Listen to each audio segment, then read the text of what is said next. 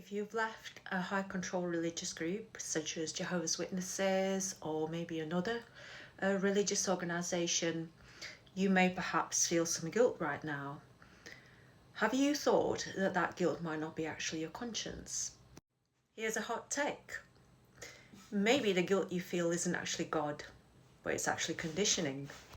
When you are raised in an environment where love is completely conditional, what your nervous system learns is that obedience equals safety. Guilt isn't actually a sign that you've done something wrong. It actually pinpoints to the fact that you've been trained to live in fear. Because fear-based guilt is actually a learned behaviour. What you're feeling now is simply your nervous system responding to external stimuli.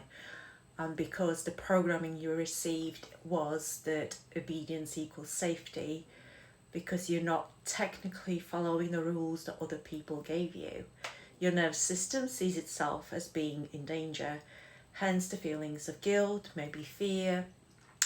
And that is actually simply a biology, it's chemical reaction to something that you've been conditioned into. So how can you know that it's actually fear-based conditioning? Well, you feel anxiety.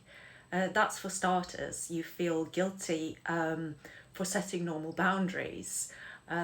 So straight away, you need to ask yourself, where did I first learn that? Why am I feeling this way? And just sit with yourself and your own feelings and maybe even write it down, because that sometimes helps us to get some clarity. Also, when we name it, it loses its power. Because real spirituality does not live in fear. It lives in real love. And if you're still haunted by guilt and fear, know that you're actually detoxing. So embrace that feeling and just ride it through.